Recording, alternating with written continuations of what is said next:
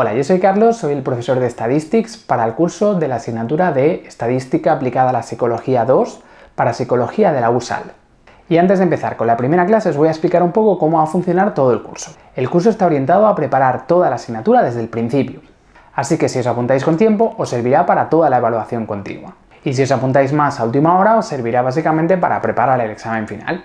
El curso está formado por dos tipos de clases. Las clases grabadas en vídeo, donde os explicaré todos los temas, el programa informático y resolveremos un modelo de examen, y una clase en directo final con Google Meet, poco antes del examen, donde se resolverán las últimas dudas y el examen del último año.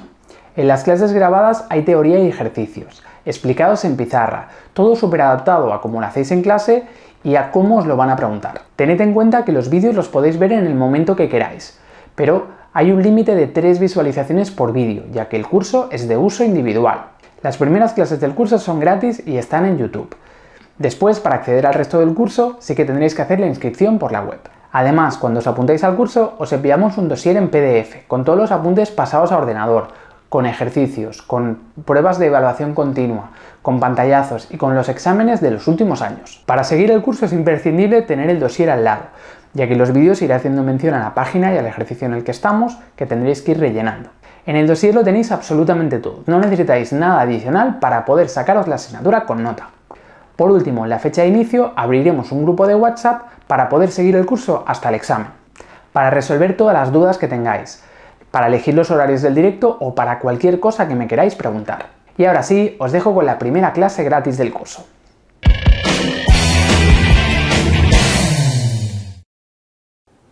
Bien, pues empezamos ya con esta primera clase del curso. Vamos a la página 2 del dossier y empezamos con este primer punto de conceptos fundamentales de estadística inferencial. Venga, empezamos con este primer tema de conceptos básicos. Antes de nada tenemos algunos conceptos importantes que van a ir apareciendo durante toda la asignatura, que ya algunos de ellos los habíais visto en la asignatura de estadística aplicada a la psicología 1, que son el concepto de qué es la estadística descriptiva, estadística inferencial, qué es la población, qué es la muestra. Vamos a hacer un poco de recordatorio de esto, que ya lo vimos en estadística 1. Entonces, cuando hacemos un estudio siempre vamos a tener una población. La población es aquello que nos interesa conocer, ¿no? Sí, la población podría ser, pues, me interesa saber qué tal ha ido el examen de estadística aplicada a la psicología 2, ¿no? Pues todos los alumnos que han hecho el examen serían mi población. El problema de la población es que muchas veces no tenemos recursos para llegar a toda la población entera. Entonces trabajamos con muestras. Una muestra es un grupito representativo de esa población. Sería un grupito que hemos cogido al azar de esa población. Por ejemplo, cojo 30 alumnos al azar de la clase, ¿sí? Y esos 30 alumnos me van a servir para entender cómo ha ido la nota del examen para toda la población entera, ¿no? Así que tengo la población y la muestra, ¿sí? La población es lo que me interesa conocer y la muestra es lo que voy a tener, que en teoría es representativo de la población entera, ¿no? Entonces, a partir de esta idea tenemos las dos grandes ramas de la estadística. Primero tenéis una definición de estadística. Nos dice que la estadística es la parte de las matemáticas que se ocupa de la recogida, organización y análisis de los datos contenidos en una muestra, ¿vale? Por tanto, la estadística es la rama de la ciencia que se encarga de todo lo que tiene que ver con los datos, tanto la recogida como el procesamiento, como las conclusiones que sacaremos de los datos, ¿no? ¿Vale? Así que es la rama de la ciencia que se encarga de los datos de una muestra, ¿sí? Y después, mediante el cálculo de probabilidades, ¿vale? Nos dice que permitirá realizar inferencias sobre la población de la que procede, ¿sí? El objetivo va a ser que a partir de la muestra intentemos entender qué es lo que ocurre en toda la población, ¿sí? Así que la estadística se encarga de describir esto para después inferir los resultados a la población entera, ¿vale? Ahí están las dos ramas de la estadística. La estadística descriptiva se encarga de describir una muestra, ¿no? Es toda aquella parte de la estadística que se encarga de resumir una muestra con tablas, con gráficos, con indicadores, todo lo que hicimos en estadística aplicada a la psicología 1, ¿no? Lo que hicimos en estadística aplicada 1 era descriptiva. Y cuando tenemos bien descrita una muestra, entonces nos vamos a plantear qué es lo que realmente estaba ocurriendo en la población, qué es lo que nos interesaba. Y de eso se encarga la estadística inferencial. La estadística inferencial es la rama de la estadística que se encarga de extrapolar los resultados de una muestra a la población entera. En esta asignatura vamos a trabajar básicamente con esto. Esto lo hicimos en la primera asignatura, la de primero, la de estadística aplicada 1, y en esta asignatura vamos a pasar a trabajar con estadística inferencial, que ya es bastante más complejo, ¿no? Venga, así que descriptiva es la rama que se encarga de la muestra, recogida, organización y análisis de los datos de la muestra, y la inferencial se encarga de generalizar la muestra a la población. Por tanto, población es el conjunto de individuos sobre los que queremos hacer el estudio, la muestra es el subconjunto representativo, ¿no? Y el individuo es cada una de las 30 personas, por ejemplo, ¿no? Aquí tenéis 20 personas, da igual, ¿no? Cada uno de los elementos que forman la muestra. Entonces, para que yo pueda hacer este proceso del que va a ir la asignatura de la estadística inferencial, necesitamos que nuestra muestra sea realmente representativa de la población. Necesitamos que la muestra sea representativa de la población. Y para que sea representativa de la población la tengo que haber cogido con una técnica de muestreo correcta. Entonces, ¿qué técnicas de muestreo tenemos? Podemos hablar de dos tipos de muestreo. El muestreo probabilístico y el muestreo no probabilístico.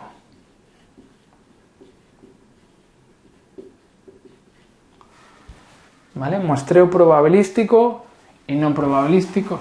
Vamos a ponerlo un poco más para aquí, por si no. ¿Vale? ¿Cómo sacamos esta muestra de aquí? Vamos a ponerla así.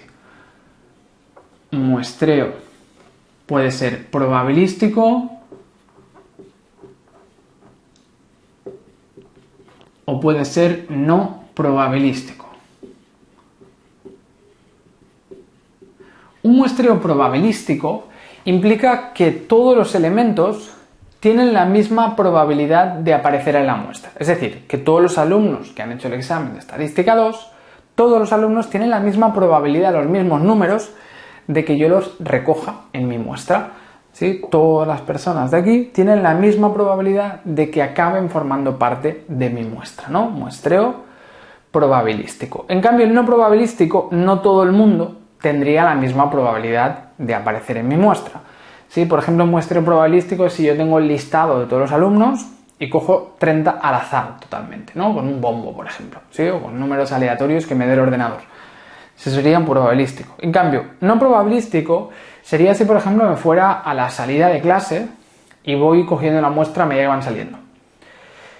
¿Qué ocurriría con ese muestreo? ¿Que todo el mundo tendría la misma probabilidad de aparecer en mi muestra? No, todo el mundo no. Tendrán más números de que aparecer en mi muestra los que van a clase. Los que no van a clase no los voy a poder recoger, ¿sí?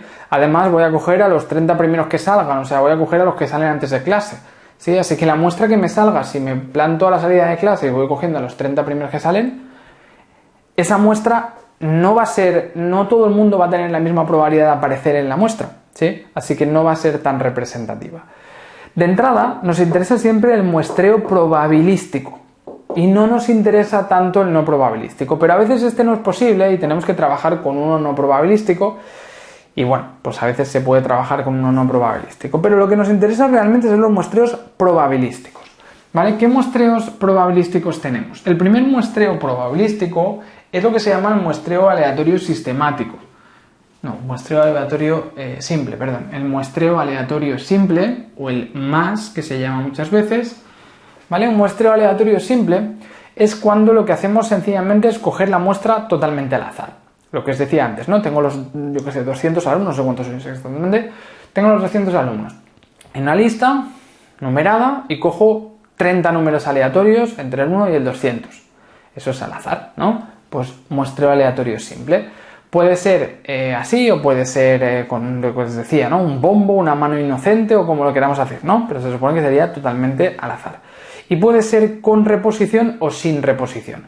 Con reposición quiere decir que yo cojo una persona y luego la vuelvo a dejar y la podría volver a coger a la siguiente, ¿sí? Es decir, que los números que me salgan pues se pueden repetir.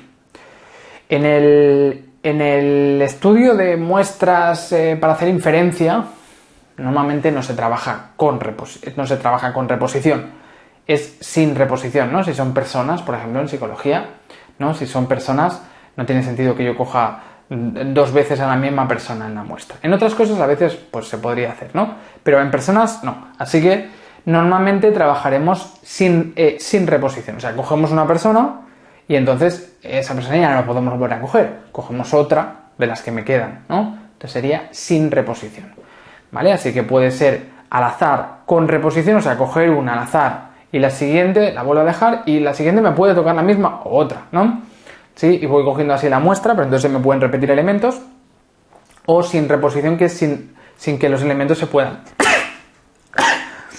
puedan repetir.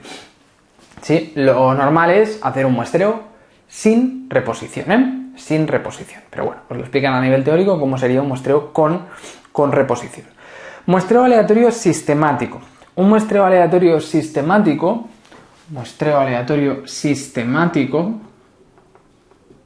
es un muestreo en el cual vamos a tener una frecuencia de extracción. Una frecuencia de extracción quiere decir que vamos a coger un elemento cada ciertos elementos, ¿sí? Uno de cada no sé cuántos. Vamos a hacer este cálculo, tamaño de población entre tamaño de muestra, por ejemplo, vamos a trabajar con 20, que habíamos puesto 20 en el dossier.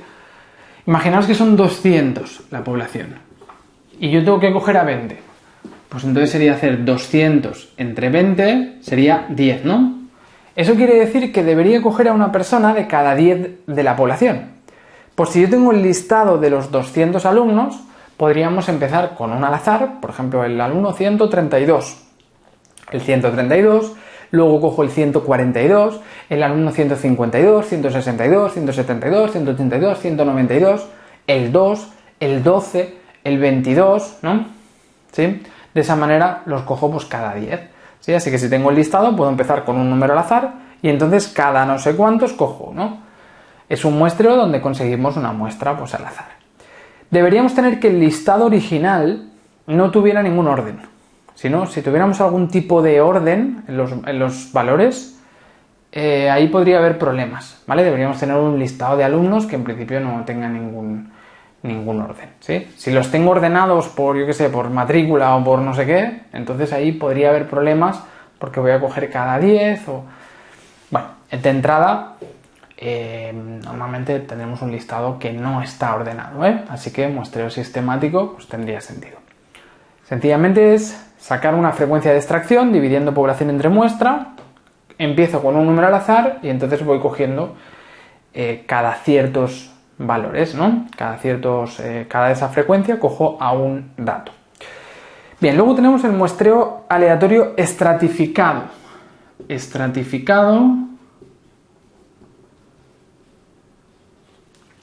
El muestreo aleatorio estratificado se refiere a cuando la población tiene alguna característica que yo quiero que se conserve en la muestra. Y por tanto, quiero mantener esos estratos en la muestra. Por ejemplo, imaginaros que en la clase de psicología el 60% son mujeres y el 40% son hombres. ¿Sí? No sé exactamente qué porcentajes tenéis, pero bueno, algo así, ¿no? 60% mujeres, 40% hombres, por ejemplo, ¿no? Entonces, para mí a lo mejor la variable sexo para el estudio que quiero hacer es muy importante. Entonces, no quiero que me salga una muestra con una proporción de hombres y mujeres muy diferente de la población. Quiero que se mantenga eso del 60-40. Pues entonces yo sencillamente cojo la muestra, pero asegurándome de que se mantiene el mismo porcentaje. Asegurándome que se mantiene lo mismo. Es decir, si tengo que coger a 20 personas, digo, vale, el 60% de 20 son 12 y el 40% de 20 son 8. Necesito 12 chicas y 8 chicos. Entonces cojo de todo el listado de chicas, solo de chicas, 12 chicas al azar, y de todo el listado de chicos cojo a 8 chicos al azar, ¿sí? Muestreo de tipo estratificado, ¿sí? Muestreo estratificado. Y puede ser de afijación fija o proporcional. Afijación fija sería si quiero que todos los estratos se mantengan, sean proporcionalmente iguales. Eso tiene sentido si la población se reparte en partes más o menos iguales. Por ejemplo, tengo 4 clases A, B, C, D y son iguales, pues entonces me aseguro de que haya una cuarta parte de cada clase. ¿Sí? Eso sería afijación fija. ¿Sí? Es decir, 25-25, 25-25%, ¿no? Eso sería fija. Normalmente se trabaja más con afijaciones proporcionales, es decir, quiero que haya 60-40, pues en la muestra que haya 60-40, ¿no? Es decir, que las categorías, los subgrupos, los estratos no sean iguales, sino que tengan porcentajes diferentes, ¿vale? Así que muestreo estratificado, cuando la población se divide en partes diferentes que quiero que se mantengan esas partes en la muestra, y por tanto divido la muestra en esas partes y las cojo al azar. ¿Sí? Si las partes quiero que sean iguales, proporcionalmente iguales todas las partes, entonces es fija, y si las partes representan porcentajes diferentes, proporcional. Normalmente va a ser proporcional, siempre es proporcional. ¿Sí? Muestreo aleatorio por conglomerados. El muestreo aleatorio por conglomerados es un tipo de muestreo que nos sirve en el caso de que trabajemos con que la población se divide en partes equivalentes. ¿Sí? Cuando la población tenga partes iguales, equivalentes. Entonces, en lugar de tener que coger la muestra de todos los elementos, las puedo coger de algunas de las partes en lugar de todo. Por ejemplo, imaginaos que estoy hablando de los alumnos de Estadística 2, ¿no? Imaginaos que hay, no sé cuántas clases tenéis, imaginaos que hay 8 clases, ¿vale? Que la población se divide en 8 clases, ¿no? Entonces, de las 8 clases, que para mí son equivalentes unas a las otras, ¿no? Hay más o menos el mismo número de alumnos en cada clase, yo tengo que coger la muestra de 20 alumnos, ¿vale? Pues en lugar de tener que ir a cada clase a coger 1, 2, 3 para poder formar mi muestra, en lugar de cogerlo de todo el mundo, como yo tengo que pedir permiso a cada profesor o profesora para que me dé acceso a los alumnos de la clase y me permita hacerles las preguntas, pues lo que puedo hacer es lo siguiente. Vale, tengo 8 clases. Para mí las 8 clases son equivalentes. Pues en lugar de tener que ir a todas las clases, voy a coger solo 2 clases al azar. Esta y esta, por ejemplo, ¿no? Al azar. Cojo 2 de las 8 clases al azar y la muestra la formo a partir de elementos en esas 2 subgrupos. Pues cojo 10 alumnos al azar de esta clase y 10 alumnos al azar de la otra. ¿Sí? Y de esa forma formo la muestra, ¿no? A partir de una muestra de ese grupo y una muestra del otro grupo. En principio todo el mundo ha tenido la misma probabilidad de aparecer en la muestra, porque he cogido al azar la clase y luego dentro de la clase he cogido al azar a los alumnos, ¿no? Pero en lugar de coger 2 o 3 por clase, pues de esa manera consigo coger a 10 de una clase y 10 de la otra, por ejemplo, y me resulta mucho más barato, ¿sí? Si tengo que hacer un estudio sobre, yo qué sé, sobre los niños y los colegios, pues si hay 200 colegios, si tengo que coger una muestra de niños y tengo que irme a coger a un niño de cada colegio, ¿no? Me va a costar muchísimo dinero hacer el estudio. Pues en lugar de eso puedo coger algunos colegios al azar y dentro de esos colegios cojo mi muestra al azar, ¿no? Es una forma de ahorrar costes, ¿vale? El muestreo por conglomerados es una forma de ahorrar costes en el estudio, ¿vale? Sencillamente, de las partes que tiene la población, cojo solo algunas de ellas al azar y no todas, para que me resulte mucho más barato. Bien, esos son los muestreos de tipo probabilísticos, ¿vale? Repasamos: totalmente al azar, muestreo aleatorio simple. Sistemático, cuando hay frecuencia de extracción, divido población entre muestra y me sale, vale, hay que coger uno de cada 10. Muestreo estratificado, cuando la población se divide en partes distintas que quiero que se mantengan en la muestra. Conglomerados, cuando la población se divide en partes para mí iguales, ¿no? Equivalentes, y entonces cojo solo algunas de esas partes, ¿no? 2 de las 8 clases o 5 de los 200 colegios, ¿no? Solo cojo algunas de esas partes al azar para coger la muestra luego dentro de esa clase, ¿sí? Dentro de ese colegio, dentro de esa clase, dentro de ese grupo, ¿sí? Así que el muestreo por conglomerados nos permite que si la población se divide en partes equivalentes, coja solo algunas de esas partes al azar y dentro de cada parte cojo la muestra al azar. Lo hago como en 2 etapas, ¿sí? De hecho se puede hacer en 2 etapas o a veces se hace en varias etapas, ¿no? Se puede coger pues una ciudad al azar, 3 ciudades al azar, dentro de cada ciudad se cogen 2 barrios al azar y dentro de cada barrio al azar se coge una muestra de 5 personas de cada uno de los barrios. Se puede hacer de forma en varias etapas, lo que se llama a veces polietápico o bietápico si solo tenemos 2 etapas. Muy bien, esos son los muestreos de tipo probabilísticos. ¿vale? Si hablamos de un muestreo de tipo no probabilístico, sería un muestreo en el que no todo el mundo tiene la misma probabilidad de aparecer, hemos dicho. Entonces hay 3 tipos de muestreos que estudiamos dentro de los no probabilísticos. A estos los he puesto con definición porque no son tan importantes, porque estos en principio no sería lo ideal. Lo ideal son los probabilísticos. Estos son los que nos interesan, los probabilísticos. Los no probabilísticos sería el muestreo por cuotas, el muestreo por conveniencia y el muestreo de bola de nieve. El muestreo por cuotas es como el estratificado, es decir, la población se divide en partes que quiero que queden igual representadas, pero no voy a cogerlos al azar, sino que los voy a coger pues de la forma que pueda, ¿no? Entonces, yo por ejemplo sé que la población el 60% son mujeres y el 40% son hombres. Además, sé que el 50% tienen menos de 22 años, el 30% de 22 a 30 y el 20% tienen más de 30. Pues a partir de ahí hago el porcentaje de la muestra que necesito que sean chicos menores de 22, luego chicos de 22 a 30, chicos de más de 30, chicas de menos de 22, chicas de 22 a 30, chicas de más de 30. Y una vez hemos establecido las cuotas, ¿vale? Que pueden ser 2 cuotas, por ejemplo, solo hombres y mujeres, aunque normalmente se divide en más partes, ¿vale? Entonces, una vez hemos cogido las cuotas, lo cogemos sin azar, ¿vale? Es decir, sería como este, pero sin el azar, ¿vale? Entonces yo me voy a la salida de clase y digo, vale, necesito a 2 chicos menores de 22, un chico de 22 a 30, luego una chica o 3 chicas que son menores de 22. Vale, pues entonces voy cogiendo la muestra a partir de eso. Voy cogiendo y digo, vale, ya llevo 2 chicos llevo un chico de más de 30, pues ya está, no necesito ninguno más. Cojo otro, necesito 2 de tal, y lo voy rellenando hasta que consiga más o menos la muestra. La muestra no está cogida al azar, no es del todo representativa, pero como nos hemos asegurado que se cumplan esos porcentajes, se parecerá a la población y nos puede servir como representativa. Es el muestreo por cuotas, ¿vale? La población se divide en partes, ¿no? Si yo conozco bien la población, los porcentajes que forman la población, pues cojo una muestra que mantenga esos porcentajes, pero la recojo sin azar.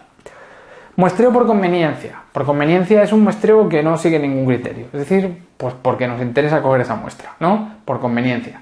Eso es lo que hacen, por ejemplo, los profesores o profesoras de la uni, ¿no? Muchas veces, para los estudios en psicología, muchas veces hay un departamento de investigación, ¿no? Entonces dicen, pues cojo a mis alumnos, venga, pues os doy un punto extra a los que, o una décima, punto mucho, una décima a los que participen en ese experimento, ¿no? Entonces te vienen voluntarios de la clase, pues son los que has podido conseguir tú, ¿no? Por conveniencia. Pues muchas veces lo que pone aquí, ¿no? Los profesores cogen a sus propios alumnos como muestra, ¿no? O voluntarios o las personas a las que tenemos acceso, ¿sí? O familiares conocidos para hacer un estudio, ¿no? Aquello que podemos, ¿no? Lo que podemos. Intentamos hacer una muestra con lo que podemos, con lo que tenemos acceso. Y luego el muestreo de bola de nieve es un tipo de muestreo en el cual se va haciendo como una bola cada vez más grande, ¿vale? Esto sería, por ejemplo, cuando hablamos de que cogemos un grupo que a veces esto es para grupos que a veces son de difícil acceso. Por ejemplo, personas con de una secta o que tienen alguna drogadicción, no sé, ¿vale? Imaginaos personas de una secta, ¿no? No son fáciles de conseguir los teléfonos de los miembros de una secta, por ejemplo, ¿no? Pero conocemos a uno que tal, que el otro conoce a tal, y conocemos a una persona que forma parte de esa secta, ¿sí? Y a partir de ahí, de esa persona, le hacemos una entrevista, tal, conseguimos los datos y le pedimos a ver si nos puede dar el contacto de alguna persona más. Si nos da el contacto de 2 personas más que conoce, que son amigos suyos, que no sé qué, que estamos estudiando aquello, tal. Y de esas 2 personas nos da el contacto, cada una de esas 2 nos da el contacto de 3 personas más. Y de ahí, poco a poco, vamos construyendo la muestra con contactos que nos dan contactos de otros, que otros nos dan contactos de otros, y vamos haciendo como una bola de nieve cada vez más grande, como una bola típica bola de los dibujos animados, ¿no? Que va bajando por un acantilado, ¿no? Entonces, muestreo por cuotas, muestreo por conveniencia y muestreo de bola de nieve. Por cuotas yo fijaré cuántos necesito con qué características y los cojo sin azar. Conveniencia son los primeros que pillo y bola de nieve serían por contactos, a veces con poblaciones de difícil acceso. Consigo un contacto, ese me da el contacto de otro, el otro me da 2 contactos más, el otro no sé qué, y vamos haciendo la muestra de esa manera, ¿no? Muestreos de tipo no probabilísticos. Muy bien. Venga, vamos a la página 3. Vamos a empezar ya con el concepto de la distribución muestral. Venga, vamos a dejarnos esto en la pizarra para entender el concepto de distribución muestral. Vale, entonces, decíamos que había la población, que era lo que queríamos conocer, y la muestra, que era el grupito representativo de esa población, pero que era, ¿no?, cogido al azar o que fuera representativo de la población. Entonces, a partir de aquí, como durante toda la asignatura vamos a estar trabajando con poblaciones y con muestras, tenemos que tener en cuenta algo importante, que es que cualquier indicador estadístico de los que veíamos en Estadística 1 del año pasado, cualquier indicador estadístico, nos vamos a poder estar refiriendo a ese indicador aplicado a la población o aplicado a la muestra. Por ejemplo, podríamos hablar de la nota del examen y podríamos hablar de la media de la nota del examen, ¿no? Decíamos que estos eran los alumnos que han hecho el examen de Estadística aplicada 2, ¿no? Pues podríamos hablar de la media del examen como nuestra medida estadística. Pero claro, yo puedo hablar de la media del examen en toda la población entera y la media del examen en nuestra muestra de 20 alumnos. Entonces le vamos a tener que dar una nomenclatura diferente, no tienen por qué ser iguales. A lo mejor la media del examen ha sido un 6 en toda la clase, pero mi muestra de media ha sacado un 6,2, ¿sí? O si yo hubiera cogido otra muestra, ha sacado un 5,8, ¿sí? Es decir, la media de toda la clase entera no tiene por qué ser igual que la media de nuestra muestra, ¿vale? Así que podemos calcular, por ejemplo, la media y nos podríamos estar refiriendo a la población entera o a la muestra. Y le damos una nomenclatura diferente. Utilizamos letras griegas para la población y letras latinas para la muestra. O podríamos hablar de la varianza. La varianza en la población sería sigma al cuadrado y la varianza en la muestra sería S al cuadrado, o la varianza insesgada, S estimada al cuadrado. O podríamos hablar de una proporción, la proporción poblacional o la proporción de la muestra, ¿no? Por ejemplo, la proporción de aprobados de todos los alumnos no tiene por qué ser igual que la proporción que han aprobado en mi muestra. Así que le tengo que dar un símbolo distinto. Aquellos indicadores que calculamos para la población entera es lo que llamamos los parámetros. Mientras que aquellos indicadores que calculamos para la muestra es lo que llamamos los estadísticos. ¿Sí? Parámetros y estadísticos. Parámetros referidos a la población, estadísticos serían los referidos a la muestra. ¿Sí? Parámetros y estadísticos. Los parámetros normalmente van a ser desconocidos. Los parámetros normalmente son desconocidos. Y lo que tendremos es lo de la muestra. Es decir, los estadísticos serán conocidos. Los parámetros van a ser fijos. Es decir, la población tiene una media y ya está. En cambio, la media que me saldrá en la muestra, no tiene por qué ser la misma. Cuando yo coja una muestra de 20 alumnos, en función del azar, en función de los 20 que yo he cogido, puede ser que me salga una media o que me salga otra. Así que es aleatoria. Depende del azar. Aleatoria. ¿Sí? Así que los estadísticos son conocidos normalmente y son variables aleatorias porque dependen del azar, depende del azar de la muestra, me saldrá un estadístico u otro, me saldrá una media muestra u otra. Los parámetros poblacionales normalmente van a ser desconocidos, pero sabemos que son únicos. La población tiene una única media, no hay diferentes posibles medias, solo hay una media, ¿sí? Así que parámetros y estadísticos, ¿no? Entonces, aunque parámetros y estadísticos hemos dicho que no tienen por qué ser iguales, sí que sabemos que tienden a parecerse. Uno tiende a parecerse al otro, ¿no? Es decir, la nota media de toda la clase no será igual que la nota media de mi muestra, pero será muy parecida, ¿no? Sería raro que fuera muy diferente, ¿no? En principio será bastante parecida, ¿sí? Así que los parámetros y los estadísticos no van a ser iguales, pero se van a parecer. Por ejemplo, si la media de la población fuera 6, la media que me saldrá en la muestra, no sé cuál será, porque dependerá del azar, pero será un valor que en principio será algo cercano a 6. Pues bien, podemos modelizar cómo será ese estadístico con lo que llamamos la distribución muestral. La distribución muestral es el modelo de probabilidad que nos define los diferentes valores del estadístico que nos podrían salir cuando yo conozco un parámetro. Es decir, si la población tuviera media 6, la media de la muestra no sabemos cuál será. Dependerá del azar, hemos dicho antes. Pero sí sabemos que tenderá a parecerse a la media poblacional, en este caso al 6, ¿no? La media de la muestra, sería raro que me saliera un 2 de media, ¿no? Si la población tiene una media de 6. Lo más probable es que esté cerca del 6, la media de la muestra, ¿no? Por tanto, seguirá una distribución que llamamos la distribución muestral, que es una normal, donde los posibles valores de la media que me pueden salir siguen una normal centrada en el propio parámetro, centrada en la media poblacional en este caso, ¿sí? Y con un error estándar, que sería la desviación típica. Todo normal, dijimos que en estadística 1 tiene una media y tiene una desviación típica, ¿no? Esa desviación típica le llamamos el error estándar.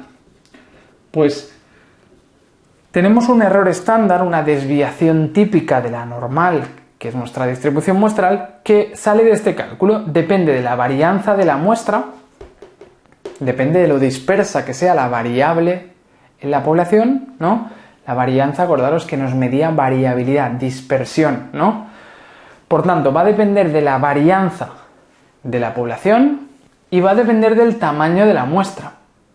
Porque si las notas en la población tienen mucha varianza, ¿qué quiere decir? Que están muy separadas, ¿no? Eso lo decimos en estadística 1, ¿no? Si tienen mucha varianza es que las notas están muy separadas, es decir, que tenemos gente con ceros, con unos, con 8, con 9, ¿no? Hay mucha dispersión. En cambio, si tuviéramos poca varianza, las notas estarían muy juntas. Todos tienen 5, 6, 7, todos están muy cerca, ¿sí? Por tanto, si tenemos una distribución con mucha varianza, entonces las medias que nos pueden salir, esto sería alto, y la dispersión de la normal sería alta.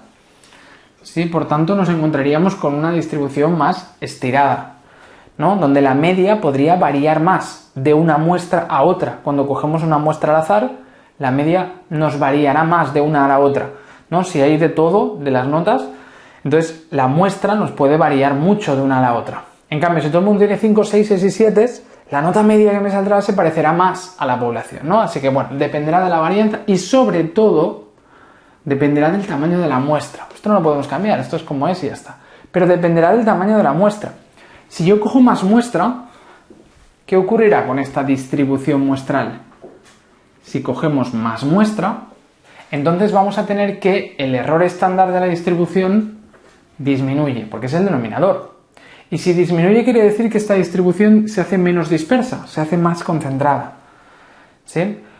Por tanto, si aumentamos el tamaño de la muestra, vamos a tener una distribución muestral más concentrada. ¿Eso qué quiere decir? Que el estadístico que me saldrá tenderá a parecerse más al parámetro poblacional, ¿sí? El estadístico va a tender a parecerse más al parámetro. ¿Eso tiene sentido? Si yo cojo una muestra de solo 2 alumnos, ¿cómo será la media que me saldrá? Pues, aunque la población tenga media 6, la media que me puede salir con 2 alumnos puede variar mucho, ¿sí? Porque solo son 2 alumnos. Me sale uno con un 9 y otro con un 10, me sale 1,5 de media, ¿sí? Por tanto, con solo 2 alumnos, la media de la muestra puede variar mucho de una muestra a otra. Esta distribución será muy dispersa, ¿sí? Puede salirme un 2 de media o un 9,5 que decíamos, ¿no? Puede variar mucho. En cambio, si en lugar de 2 son 20 alumnos, aumento el tamaño de la muestra, disminuyo el error estándar. Con 20 alumnos, cuando cojo a 20 alumnos al azar, la media de los 20 alumnos estará muy cerca del 6. Es poco probable que se nos aleje del 6. Es muy poco probable que se aleje del valor 6. ¿De acuerdo? Así que cuando tenemos una muestra grande, disminuye el error estándar de la distribución muestral. Y eso quiere decir que cuanto más grande es la muestra, más tiende a parecerse el estadístico al parámetro poblacional. ¿Sí? Más tiende a parecerse el estadístico al parámetro. Vale, resumiendo todo esto. Cuando hacemos cálculos referidos a la población, son parámetros. Cuando hacemos cálculos referidos a la muestra, son estadísticos. Letras griegas, parámetros. Letras latinas, estadísticos. Los estadísticos, los parámetros y los estadísticos no tienen por qué ser iguales. Van a ser distintos, aunque se está refiriendo a la misma variable, ¿sí? Nota del examen, pero la nota media no tiene por qué ser igual en la población y en la muestra. Pero sí que sabemos cómo se reparte su probabilidad. Sabemos que si conocemos el parámetro, el estadístico, sigue un modelo de probabilidad que llamamos la distribución muestral. ¿Y qué es una normal centrada en el propio parámetro? ¿Por qué? Porque el estadístico que me va a salir no sé cuál será, dependerá del azar, pero será un valor que tenderá a acercarse al valor de la media poblacional en este caso, ¿no? Tenderá a acercarse al 6 en este ejemplo, ¿sí? Y además, como toda normal, tiene una media y tiene una desviación típica. La desviación típica de la distribución muestral le llamamos error típico o error estándar, ¿sí? Y se refiere a la dispersión, no de las notas, sino de la distribución muestral. Sería la dispersión de las posibles medias que nos pueden salir cuando cogemos una muestra, ¿sí? La variabilidad en la media que nos puede salir. La variabilidad en la media que nos puede salir. Si tenemos una muestra grande, lo bueno es que disminuye el error estándar. Y eso quiere decir que la variabilidad que tendremos en la media muestral será menor. Es decir, que la media que me saldrá en la muestra tenderá a parecerse mucho a la media poblacional. Será muy parecida a la media poblacional. Y por eso nos interesa siempre tener muestras grandes, para tener estadísticos que se parezcan mucho a los parámetros poblacionales. ¿De acuerdo? Venga, eso es lo que tenemos en la página 3. Os he puesto un poquito de espacio para anotaros un poco lo que queráis de todo esto. Entonces, luego tenemos las definiciones de lo que hemos ido viendo. Parámetro, por tanto, es una medida representativa de una población concreta. Su valor es desconocido normalmente, pero es fijo en la población. Y el estadístico nos describe una característica de la muestra, es conocido, pero es variable o aleatorio, que os decía antes, ¿no? Dependerá de la muestra, nos saldrá una media muestral o otra, una proporción muestral o otra. ¿Sí? Por tanto, muestra, estadísticos, población, parámetros, y aquí tenemos la simbología utilizada, ¿no? La media, la varianza, si está así en el cuadrado es la desviación típica, acordaros que la desviación típica es la raíz de la varianza, ¿sí? Lo hicimos en estadística 1, ¿vale? Varianza y desviación típica nos indica lo mismo, dispersión de los datos, y la varianza es el cuadrado de la desviación típica, ¿no? Y luego proporción poblacional y proporción muestral. Vale. Luego también es importante que entendamos que hay dos tipos de varianzas. Cuando hablamos de una muestra, podemos calcular la varianza normal y la varianza insesgada o corregida, o lo que se llama la casi varianza, ¿sí? Por ejemplo, la varianza poblacional podría ser el sumatorio de cada valor menos la media al cuadrado entre n, ¿no? En cambio, cuando hablamos de la casi varianza, sería cuando dividimos ese cálculo entre n menos 1. ¿Sí? Varianza poblacional o normal es dividiendo entre n y casi varianza entre n menos 1. El cálculo correcto para hacer estadística inferencial, es decir, para pasar de estadísticos a parámetros, el cálculo correcto es el de la casi varianza, es decir, dividir entre n menos 1. ¿Sí? Así que, así como en estadística aplicada a psicología 1 trabajamos con la varianza que salía de dividir entre n, ahora vamos a utilizar un cálculo de la varianza que está adaptado a la inferencia estadística, que sería el de n-1, ¿vale? Así que cuando trabajemos con una muestra, pero cuando nuestro objetivo sea hacer inferencia sobre la población, sea entender la población, entonces vamos a trabajar con lo que se llama la casi varianza o la varianza corregida, que tiene el simbolito este, el sombrerito este, ¿sí? Que significa que el cálculo se ha hecho a partir de dividir cada valor menos la media al cuadrado entre n menos 1. Y de hecho, si nos dieran la varianza normal y quisiéramos convertirla a la casi varianza, tenemos esa fórmula para adaptarlo, ¿no? Así que siempre necesitamos que nos hablen de casi varianza o varianza muestral, ¿sí? Y no de varianza, porque varianza significa varianza normal o varianza poblacional, es dividir entre n, ¿sí? No, necesitamos que nos hablen de la varianza cuando el cálculo está en la muestra dividido entre n-1. Vale. De entrada siempre nos van a dar la casi varianza, ¿eh? Así que tampoco nos preocupemos mucho por esto, pero os lo explican que no es lo mismo y siempre hay que trabajar con la casi varianza, no con la varianza normal, ¿sí? Bien, entonces luego tenéis la definición de distribución muestral, lo hemos explicado, ¿no? ¿Qué es la distribución muestral? Es el resultado de considerar todas las posibles muestras que podríamos obtener de una población, ¿no? ¿Sí? Si estas muestras son aleatorias, la distribución muestral será una normal, ¿vale? En principio, como la muestra será aleatoria, podemos asumir normalidad de la distribución muestral. Bien, y luego tenemos el concepto de error típico o error estándar. El error típico o error estándar es esto. Se refiere a la desviación típica, que nos indica dispersión, a la desviación típica de la distribución muestral, ¿sí? No hay que confundir entre desviación típica de la variable, que sería sigma, y el error estándar o la desviación típica de la distribución muestral de las medias. Este valor de aquí se refiere a lo dispersa que son las notas de forma individual.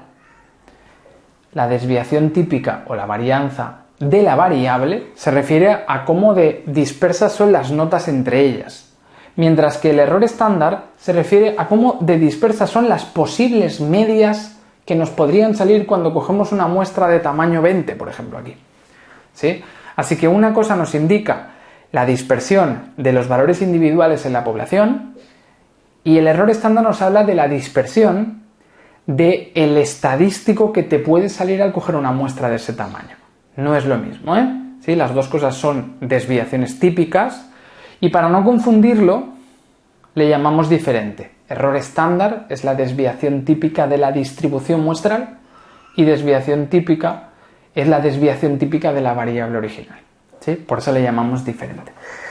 Cuando trabajamos con medias, el error estándar es la raíz de la varianza entre n, cuando trabajamos con medias. Si trabajáramos con proporciones, esta idea se repite, es decir, si la proporción, por ejemplo, de aprobados fuera del 70%, del 0,7, entonces la idea podría ser la misma. ¿Cuál es la proporción de aprobados que tendremos en la muestra? Pues la proporción de aprobados de la muestra no sé cuál será. Dependerá del azar. A lo mejor me sale un 80% de aprobados, un 60, un 75. La proporción de la muestra no sé cuál será. Pero sí que será un valor que tenderá a acercarse al valor poblacional, es decir, en este caso al 0,7. La proporción de aprobados en la muestra será un valor cercano al 0,7. Seguirá una normal, que llamaremos la distribución muestral, en este caso de proporciones, y el error estándar en ese caso será la raíz de lo mismo, pero la varianza en proporciones es pi por 1 menos pi. ¿Vale? Por tanto será la raíz de pi por 1 menos pi entre n. ¿Sí? Bien, raíz de pi por 1 menos pi entre n. Perfecto. Venga, pues la misma distribución, ¿no? Es una normal también. Para la distribución muestral de medias serían estas características y la de proporciones serían estas otras. Luego lo veremos al final del tema con varios ejercicios, ¿vale? Haremos ejercicios de distribuciones muestrales, de medias, de proporciones, de varianzas.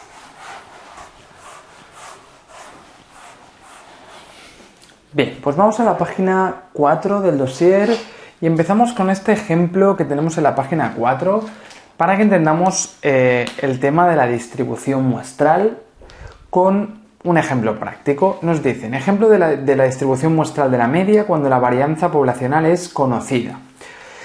Nos dicen, imaginaros que tenemos una población de tamaño 3, n mayúscula igual a 3. Y nuestra muestra es de tamaño 2, ¿sí? N minúscula igual a 2. Dice que tenemos 3 niños con edades de 2, 3 y 4, ¿vale? La edad de los 3 niños. dice calcula la media, la varianza y la desviación típica poblacional. O sea, imaginaos que la población son 3 niños que tienen esas edades, 2, 3 y 4. Entonces, a partir de aquí nos están pidiendo que calculemos las propiedades de la población entera. Es decir, que calculemos en primer lugar la media, ¿no? La media de la población la expresábamos con la letra mu y es el sumatorio de todos los valores entre el total, ¿no? En este caso sería 2 más 3 más 4 dividido entre 3 valores, ¿no? Como habíamos visto en estadística aplicada a la psicología 1, la media es la suma de todos los valores entre el total de valores. En este caso sería igual a 3, ¿no? Después nos piden la varianza. La varianza de la población la expresábamos como sigma cuadrado, ¿no? Y una varianza siempre era el sumatorio de cada valor menos la media al cuadrado entre n, ¿no? Entre el número de observaciones que teníamos. Entonces, en este caso la varianza, ¿cómo sería? Sería el primer valor, en este caso el 2, menos la media, que sería 3, al cuadrado, más el segundo valor, que es el 3, menos la media al cuadrado, más el siguiente valor, que es el 4, menos la media al cuadrado. Bien, y todo esto dividido entre el número de valores, que en este caso serían 3 valores, ¿no? Así que en este caso sería 1 al cuadrado, más 0 al cuadrado, más 1 al cuadrado, es decir, sería 2 entre 3, sería 2 entre 3, 0,6 periódico. Así que en este caso la varianza sería de 0,6 periódico y la desviación típica es la raíz cuadrada de la varianza, ¿no? Así que sencillamente haríamos el cálculo de la raíz de 0,6 periódico. Hacemos este cálculo, raíz de 0,6 periódico, y nos queda 0,816. Muy bien. Pues esas son las propiedades de la población. La media es 3, la varianza sería 0,6 periódico y la desviación típica sería 0,816. Ya hemos definido las propiedades de toda la población entera, que en este caso son esos 3 datos. Y ahora nos dicen que, dice después, calcula todas las posibles medias muestrales y calcula la media y la desviación de la distribución muestral. Bien, vamos a ver las diferentes muestras que nos podrían salir de esta población. Las muestras son de tamaño 2, ¿no? Así que sería cogiendo 2 de esos datos. Las muestras podría ser que me saliera un 2 y un 2, si hubiera reposición. Podría ser que saliera 2 y 3, 2 y 4, ¿no? Luego con el 3 podría ser 3 y 2, 3 y 3 y 3 y 4, ¿no? Y podría ser que saliera 4, 2, 4, 3 y 4, 4, ¿no? Estas son las posibles combinaciones que podríamos tener de tamaño 2, ¿no? Las diferentes muestras de tamaño 2 que nos podrían salir. Y a partir de ahí podemos calcular la media muestral que nos saldría en cada caso. En este caso la media muestral sería 2, ¿no? La media de 2 y 2, pues 2. La media de 2 y 3 sería 2 y medio. La media de 2 y 4 sería 3. La media de 3 y 2 sería 2 y medio. La media de 3 y 3 sería 3. La media de 3 y 4 sería 3 y medio. La media de 4 y 2 sería 3, la media de 4 y 3 sería 3 y medio y la media de 4 y 4 sería 4. Aquí tenemos las diferentes medias que nos podrían salir, si cogiéramos muestras de tamaño 2. Vamos a representar gráficamente estas medias que nos podrían salir y vamos a ver qué ocurre. Podría salirnos una media como mínimo de 2. Luego nos ha salido algún caso de media de 2,5, 3, 3,5 y 4, ¿no? Si yo hago un gráfico, por ejemplo, un diagrama de barras, ¿no? Donde aquí tengo la frecuencia de cada una de la frecuencia absoluta de los casos, ¿no? Que esto salga una vez, 2 veces, 3 veces, 4 veces. Si yo tengo unos datos como estos, vamos a ver cómo nos quedaría el gráfico. De medias 2, ¿cuántas hay? Solo hay una, pues haríamos una barra aquí hasta el 1. ¿Vale? Vamos a hacer una barra así, como las que habíamos trabajado. Luego el 2,5 sería 1, 2, ¿no? Serían 2 casos de 2,5. ¿Sí? Hay 2 medias posibles que son 2,5. Luego de 3 hay 1, 2 y 3. Hay 3 casos de 3. De 3,5 hay 2. Y de 4 habría solo 1. ¿Sí? Así que fijaros qué ha ocurrido con la distribución de las posibles medias que nos pueden salir cuando cogemos una muestra de tamaño 2. Fijaros en esta forma. ¿Esta forma qué nos recuerda? Esta forma nos recuerda a la distribución normal, ¿no? Decíamos que cuando conocemos la media de la población, en este caso la media de la población sería 3, cuando conocemos la media de la población, podemos modelizar la distribución muestral de las medias, las posibles medias que nos pueden salir, siguiendo una distribución normal, centrada en la propia media de la población, y donde decíamos que la desviación típica de esa distribución muestral era la raíz de sigma cuadrado entre n, ¿no? Sí, esa era la desviación típica. Sí, fijaros que es un ejemplo práctico de cómo vemos que las medias muestrales siguen una normal si nosotros conocemos el parámetro poblacional, ¿no? Entonces, a partir de aquí nos dicen que calculemos cuál sería la media de las medias muestrales y cuál sería su desviación típica. En teoría debería ser esta y esta. Vamos a comprobarlo. ¿Cuál sería la media de las diferentes medias muestrales? Pues sería la suma de todos los valores entre n, es decir, sería hacer el 2 más el 2,5 más el 3 más el 2,5, ¿no? Sería ir sumando todos estos valores entre 9 valores que tenemos, ¿no? 9 posibles medias. Y si hiciéramos este cálculo, nos saldría efectivamente 3. Así que es verdad que la media de todas las posibles medias que nos pueden salir es el 3, que es la media de la población entera. ¿Sí? Es una demostración numérica de lo que hemos estado explicando antes durante el tema, ¿no? Y luego, por último, si nos preguntamos por la desviación típica de la muestra, sería hacer la raíz de la varianza de la muestra, es decir, sería hacer la raíz de cada valor menos la media al cuadrado, es decir, 2 menos la media, que es 3, al cuadrado, más después 2,5 menos 3 al cuadrado, más, ¿no? Iríamos haciendo eso para todos los valores y finalmente lo dividiríamos entre el número de valores, en este caso sería entre los 9 valores, ¿no? Si yo hago todo este cálculo, nos va a dar exactamente igual que si hacemos esto, la raíz de sigma cuadrado entre n. La raíz de sigma cuadrado entre n sería la raíz de la varianza poblacional, que es 0,6 periódico, entre n, que son 9. Así que si yo hago este cálculo de la raíz de 0,6 periódico entre 9, nos daría 0,272. ¿Sí? Pues esa sería la desviación típica de la distribución muestral, de las posibles medias que me pueden salir. Si lo hiciera con la fórmula larga, es decir, haciendo la desviación típica de todos los datos que tenemos, o si lo hacemos con la fórmula que sabemos que se cumple, nos daría el mismo valor, nos daría 0,272.